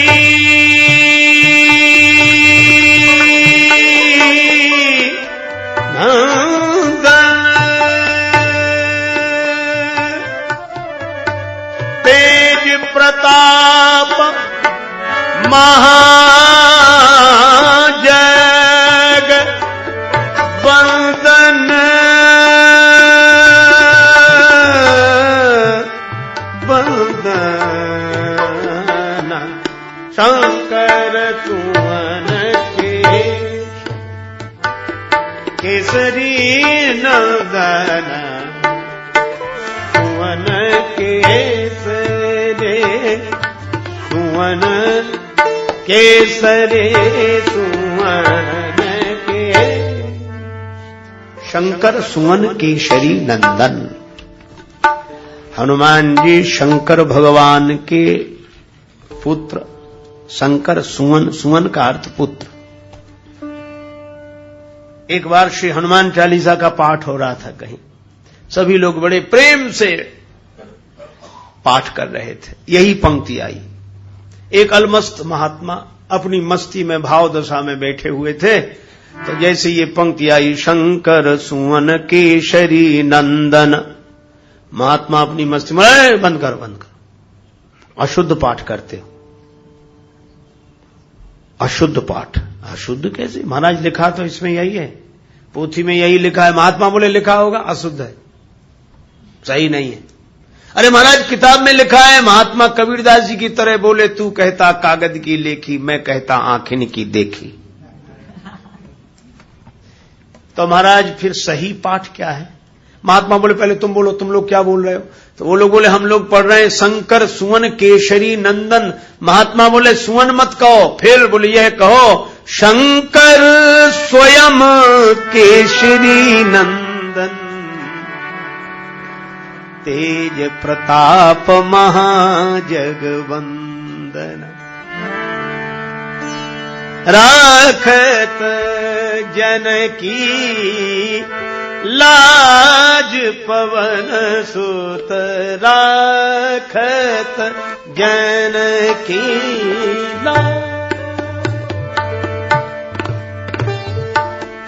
राखत जनकी लाज पवन सुत,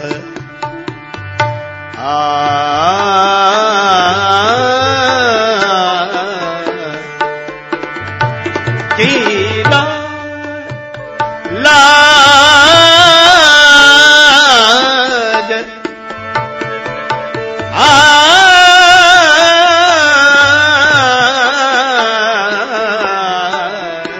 जनकी लाज पवन सुत, राखत जनकी लाज पवन सुत, प्रगटे श्री काशीश कीश बनी, प्रगटे श्री काशीश कीश बने, राम भगति के काज पवन सुत, राखत जनकी काशीश कीश के राज।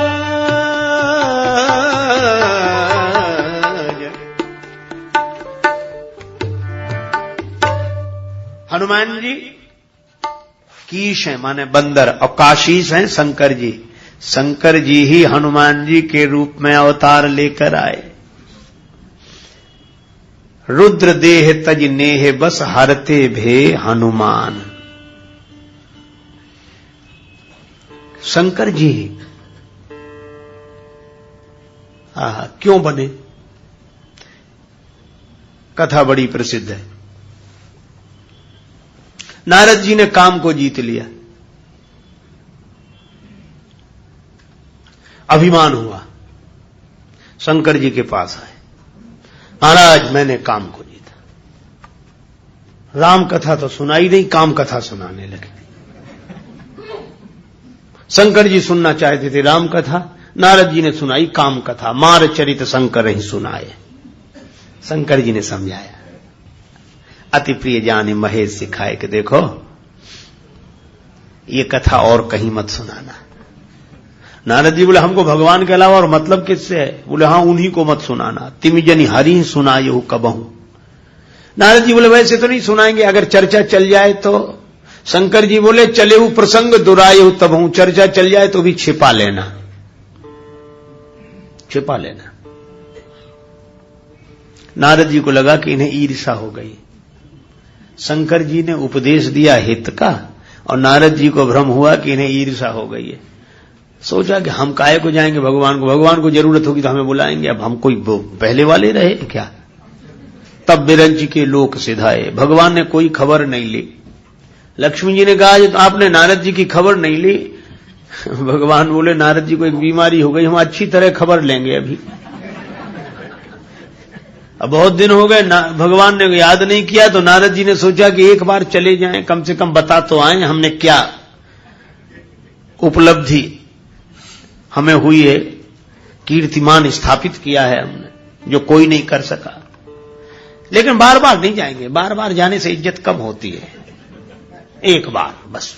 इसीलिए गोस्वामी जी लिखते हैं एक बार करतल बर बीना, गावत हरि गुण गान प्रवीणा, क्षीर सिंधु गवने मुनि नाथा, क्षीर सिंधु गवने।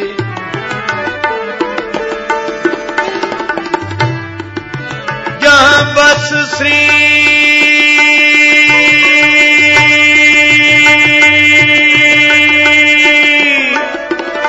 निवास श्रुति माता,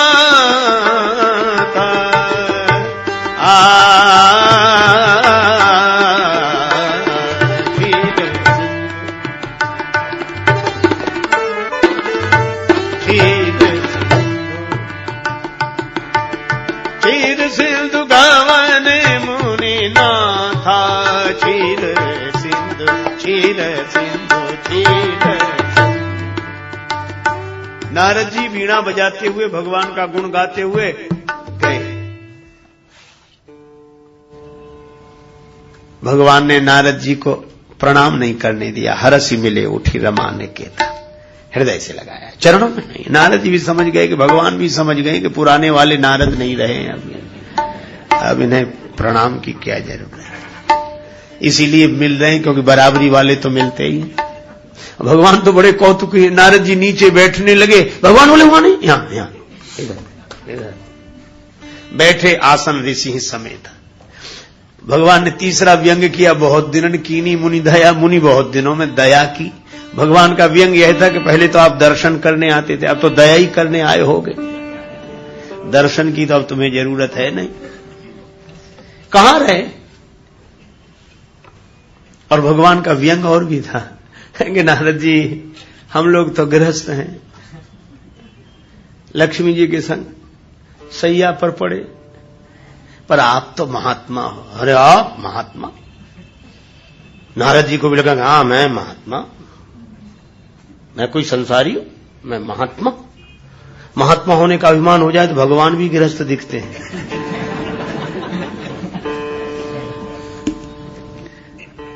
भगवान बोले कहां रहे? नारद जी बोले समाधि लग गई थी, जो शंकर जी ने रोका था वही सुनाए। सर्दी गर्मी धूप बरसा, अरे आप क्या बात करते, काम आया, कुछ नहीं बिगाड़ सका। भगवान बोले ऐसा सब आपकी कृपा है महाराज, भीतर अभिमान बाहर से कृपा। नारद कहा सहित अभिमाना, कृपा तुम्हारी सकल भगवाना। भगवान ने मन में सोचा कि झूठे ही कहा है कृपा है, लेकिन अब सच्ची तो करनी पड़ेगी। नारद जी तो से भगवान ने कहा कि तुम्हारे स्मरण से, तुम्हारे सुमिरन ते मिटहि मोह मार मदमान। तुम्हारे स्मरण से ये कामादि विकार मिट जाएंगे। नारद जी बड़े खुश हुए कि अब तक भगवान के स्मरण से मिटते थे, अब हमारे स्मरण से मिटेंगे। नारद जी विदा हुए। भगवान ने अपनी माया को कहा पीछे लगो। क्यों? बोले इलाज करना है। लक्ष्मी जी बोली काहे का? और नारद जी के मन में अभिमान का फोड़ा हो गया है। अभिमान हाँ मिटाना है, हाँ तो बढ़ाया क्यों? आपने आते ही और गले से और लगा लिया, बिगाड़ा तो तुम्ही ने। पहले से नीचे बिठाते तो होश आ जाता उन्हें, बैठने नहीं दिया, बगल में बिठा लिया, हृदय से लगा लिया। भगवान बोले ये डॉक्टरों का ढंग है, तुम नहीं जानते। लक्ष्मी जी बोले कैसा ढंग? का किसी को फोड़ा हो जाए और पहले डॉक्टर के पास जाए कि डॉक्टर साहब कल से ये फोड़ा हो रहा है। डॉक्टर कहते ये गोली खा लेना, यहीं बैठ जाएगा। पर गोली न खाए और 8-10 दिन बाद दूसरे डॉक्टर के पास जाए कि फोड़ा। तो बोले गोली खाई? पहले डॉक्टर के पास गए तो उन्होंने गोली दी थी। हाँ खाई। बोले नहीं खाई। बोले अब नहीं बैठेगा, अब वो गोली फायदा नहीं करेगी। फिर बोले अब तो ऑपरेशन करना पड़ेगा। तो बोले वही कर दो। का बैठने लायक रहा नहीं है, ऑपरेशन लायक हुआ नहीं है। तो बोले क्या करो? बोले थोड़ा और बढ़ने दो तब तो ऑपरेशन हो। तो भगवान बोले हमें नारद जी के मन रूपी शरीर में उगे हुए अभिमान के फोड़े का ऑपरेशन करना था। इन्होंने पहले डॉक्टर शंकर जी की दी हुई उपदेश की गोली नहीं खाई, नहीं तो अभिमान का फोड़ा वहीं बैठ जाता। अब तो ऑपरेशन करना था, इसलिए थोड़ा और बढ़ाना पड़ेगा ना, इसीलिए बढ़ाया ताकि ऑपरेशन लायक हो जाए। और इसीलिए भगवान ने ये अभिमान और बढ़ाया। और नारद जी गए आगे, भगवान की माया पीछे। माया पड़ी पीछे, आगे दिखने लगी। बिरचे उमग महानगर तो ते सतजो जन विस्तार, श्री निवास पुरते अधिक रचना विविध प्रकार। रास्ते में बड़ा भारी सुंदर विशाल नगर बनाया। अब नारद जी ने देखा, अभी तो गए थे, अभी तो कुछ नहीं था, इतना बड़ा नगर आलीशान, कैसा चमचम चमचम चमक रहा है, कैसे मकान प्रकाश से। अच्छा चलो देख भी लिया था तो तुम्हें क्या लेना देना था, भगवान का भजन करते आगे बढ़ जाते। पर नारद जी ने सोचा थोड़े में क्या बिगड़ता, देख तो हाँ। नगर के भीतर चले गए। अच्छा चले गए, अब तैयारियां हुई। लोगों से पूछा काहे की तैयारी? लोगों ने कहा यहां का राजा शीलनिधि अपनी बेटी का विवाह कर रहा है। बेटा तो उसके है नहीं, बेटी है, उसका विवाह कर रहा है। अब सुन ली थी तो लौट आते। वहां कौन सा विष्णु यज्ञ हो रहा था जो तुम जा रहे थे यज्ञ में, कि सत्संग समारोह था, विवाह था। पर नारद जी ने सोचा थोड़े में क्या बिगड़ता है। एक बात याद रखे, जब बिगड़ता है ये थोड़े ही थोड़े में बिगड़ता है। चलता है, लोग चलता है और चलते ही में चले जाते हैं। चले गए। राजा ने स्वागत किया, अपनी बेटी को बुलाया। महाराज इसका हाथ देखो। हाथ देखें कि चेहरा देखते ही रह गए। अब देख रूप मुनि बिरति बिसारी। अब यहां बड़ा सुंदर संकेत है, बिरति बिसारी, वैराग्य बिसरा, मिटा नहीं। वैराग्य का विस्मरण ही हुआ था, लेकिन गड़बड़ी क्या हुई, जितने में वैराग्य विस्मरण उसी समय संभलते नहीं संभले। बड़ी बार लगी रहे निहारी, बड़ी देर तक देखते रहे। कहा महाराज उधर नहीं इधर देखो। हाँ बोले इधर देख लिया, अब इधर ही देख रहे हैं।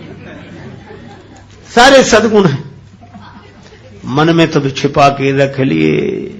जो लक्षण भगवान के थे वही उसकी हस्तरेखा में थे। उसका संकेत था कि माया है, माया तो मायापति की ही होगी, भगवान की होगी, काहे को।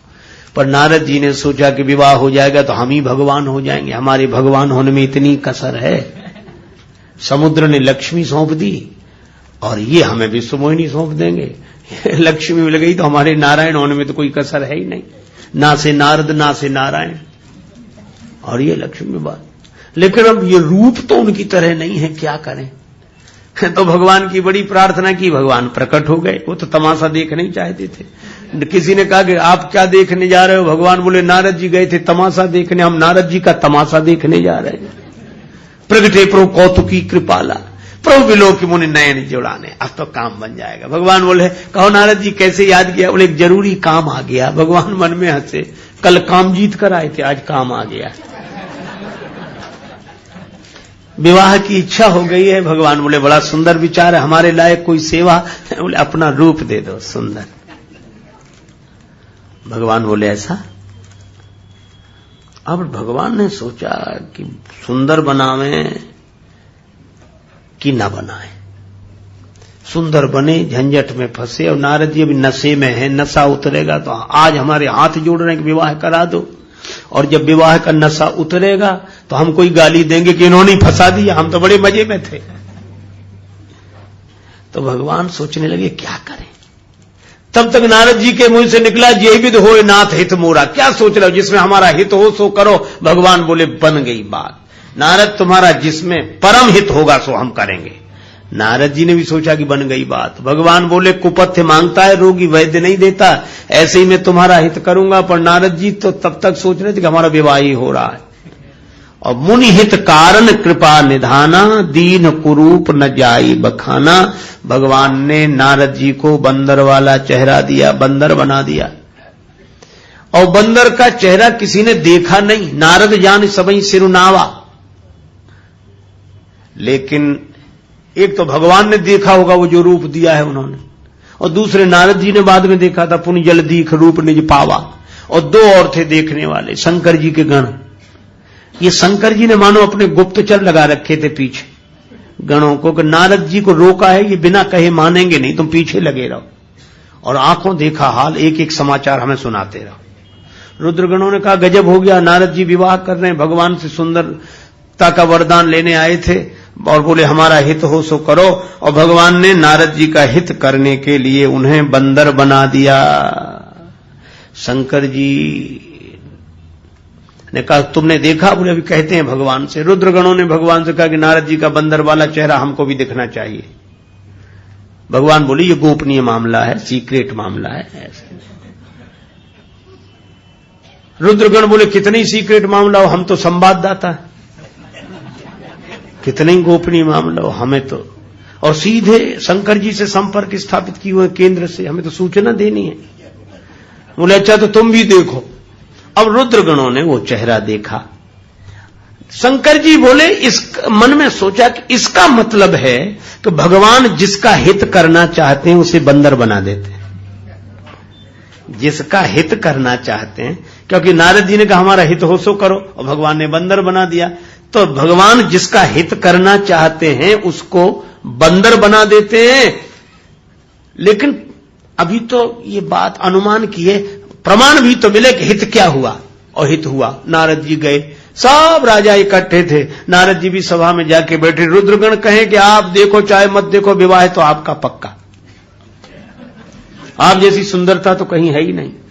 दूसरा कहता कहां से मिली ये सुंदरता? नारद जी बोले भगवान ने दी। रुद्रगण बोले वही हम कहें कि ऐसी सुंदरता तो वे ही दे सकते हैं, और कौन दे, पक्का आपका विवाह। विश्वमोहिनी माला लेकर आई, पुनि पुनि मुनि उकसही अकुलाही। नारद जी सोचते एक बार खड़े हो जाएं ताकि विश्वमोहिनी देख ले, फिर बैठ जाएंगे। रुद्रगण बोले बैठो बैठो, आप बैठो यहीं। पर विश्वमोहिनी ने काउ न लखा सो मरम चरित विसेखा, सो स्वरूप नृप कन्या देखा। विश्वमोहिनी ने देखा तो मरकट बदन भयंकर देही। कपि भी नहीं लिखा, कपि कहने में भी थोड़ा मृदुल भाव है, मधुर है। कपि नहीं, मरकट, मारकाट मचाने वाला हो जैसे बंदर। मरकट बदन भयंकर देही। उसको लगा ये भी आए हैं माला की चाह में, स्वयंवर में। देखत हृदय क्रोध भाते ही। और इसलिए नारद जी की कौन कहे, जही दिस बैठे नारद फूली, सो दिस तेहि न बिलो की भूली। विश्वमोहिनी ने उस दिशा में ही नहीं देखा जिधर नारद जी बैठे थे। शंकर जी को समाचार मिला, शंकर जी बोले बस यही हित हुआ। विश्वमोहिनी का अर्थ है माया, जो विश्व को मोहित करे उसका नाम माया। और ये माया सबको व्याप्ति है, लेकिन जो भगवान का बंदर बन जाता है उसकी तरफ तो देखती तक नहीं है, व्यापने की कौन कहे, देखती भी नहीं है। और नारद जी की दिशा में जो और राजा बैठे थे उनकी तरफ भी नहीं देखा। वे राजा अपना माथा पीट रहे थे, कहां से कहां इनकी लाइन में आके बैठ गए, इनकी वजह से हमारी तरफ भी कोई नहीं देखता। इसका अर्थ है कि भगवान का जो बंदर बन जाए उसकी दिशा में जो बैठ जाता है उसकी तरफ भी माया नहीं देखती। तो शंकर जी ने फैसला कर लिया कि हम भी बंदर ही बनेंगे, राम जी के बंदर बनेंगे, चाहे जो कुछ हो जाए। लेकिन वे सोचने लगे कि हे भगवान हमें भी अपना बंदर बना लो। और बंदर बनाने का मतलब फिर जैसे नचाओ वैसे नाचेंगे, हम सेवक बन के रहेंगे, अब बंदर बनाओ। भगवान बोले मौका आने दो। बोले मौका नारद जी का तो आ गया। भगवान ने कहा कोई बात नहीं, नारद जी को विश्व मोहिनी के कारण बंदर बनना पड़ा। और शंकर जी बोले हम। भगवान बोले तुम मोहिनी के कारण बंदर बनोगे। मोहिनी, मोहिनी अवतार हुआ था भगवान का, जब समुद्र मंथन हुआ और अमृत पाने के उसमें देवता और राक्षस लड़ने लगे तो भगवान ने मोहिनी रूप में अवतार लिया। असुर मोहित हो गए। भगवान ने कहा तुम्हें भी देंगे। अमृत पिला दिया देवताओं को, मदिरा पिला दी राक्षसों को। राहु देवताओं में आकर बैठा, भगवान ने अमृत भी पिला दिया और काट भी दिया। सिर अलग धड़ अलग। वो मोहिनी रूप जिसको देखकर सब मोहित हो गए। भगवान स्वयं मोहिनी रूप में अवतार ले तो कौन मोहित नहीं होगा। जब भगवान का चमत्कार व्यक्ति के मन को मोहित कर देता है और जब भगवान स्वयं चमत्कार बनकर आए तो कौन मोहित नहीं होगा। और इसीलिए भगवान जब किसी में सौंदर्य का चमत्कार पैदा करते हैं उसे देखकर जो मोहित होता है उसका नाम जीव है। और जब भगवान स्वयं सुंदरता का चमत्कार लेकर प्रकट होते हैं उन्हें देखकर जो मोहित होता है उनका नाम शिव है। शंकर जी ने कहा कि आप अपना वही मोहिनी रूप दिखाओ। भगवान बोले मत देखो, विश्व मोहिनी की याद कर लो, नारद जी की क्या दशा हुई थी। शंकर जी बोले कैसे कैसे? बोले मोह में पड़ जाओ, उसका नाम ही मोहिनी है। बोले हम नहीं पढ़ेंगे। क्यों? अरे हम जैसा जानकर हम जान रहे हैं कि आप भगवान हो, हम जान रहे हैं कि आप ये हो। हम तो केवल नाटक के मंच पर अभिनय की बात कर रहे हैं। पर्दे के पीछे जाओ और जरा ड्रेस चेंज करके आ जाओ। हम तो जान रहे हैं कि आप ये हो। ड्रेस से क्या फर्क पड़ेगा, भेष बदलने से क्या फर्क पड़ेगा। भगवान बोले समझ लो। नारद शंकर जी बोले समझ लिया। और भगवान मोहिनी रूप में आए। शंकर जी भूल गए कि भगवान है। नारद जी विश्व मोहिनी पाने को लालयित हुए, भगवान शंकर मोहिनी को पाने के लिए। और भगवान ऐसी ऐसी लीला करते हैं कि शंकर जी उस मोहिनी भगवान के प्रति आकर्षित हुए और उनके अंश को जिसको पवन ने ग्रहण किया ईश्वर प्रेरणा से, उनसे अंजनी माता के गर्भ से हनुमान जी का प्राकट्य हुआ। इसका अर्थ क्या है? इसका अर्थ यह है कि जो भगवान के रूप पर मोहित होता है किसी भी भाव से, उसके अंश से जिसका जन्म होगा वह भक्त ही होगा, इसमें कोई संदेह नहीं। इसलिए हनुमान जी शंकर सुवन केशरी नंदन, यह शंकर जी के सुवन है। या यो कहो आत्मो वैजायत पुत्र के नियम के अनुसार शंकर स्वयं केशरी नंदन। केशरी इनके पिताजी का नाम है, अंजनी माता है हनुमान जी की, वानर राज केशरी इनके पिता हैं और शंकर जी के अंश से यह उद्भूत हैं। इसलिए शंकर सुवन। पवन शंकर जी के अंश को माता अंजनी के गर्भ में कर्ण मार्ग से स्थापित करते हैं, इसलिए हनुमान जी पवन सुत हैं।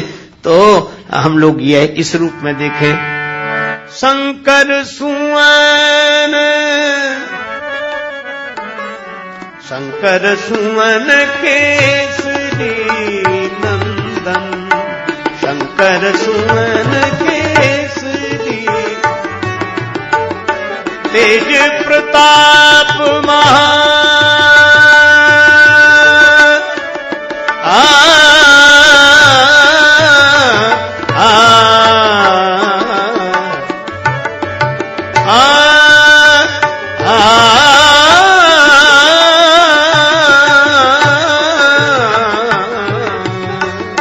शंकर सुवन केसरी नंदन, तेज प्रताप महाजग बंदन, तेज प्रताप महा। शंकर सुवन केसरी, तेज प्रताप महाजग बंदन, शंकर सुवन केसरी, सुवन केसरी, सुवन केसरी नंदन, सुवन केसरी नंदन, शंकर सुवन के।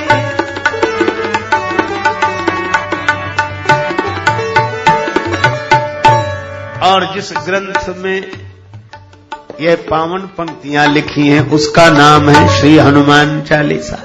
और तुलसीदास जी कहते हैं जो यह पढ़े हनुमान चालीसा, होई सिद्धि साखी गौरी सा। जय सिया राम जय जय सिया राम, जय सिया राम जय जय सिया, जय सिया राम जय जय सिया राम,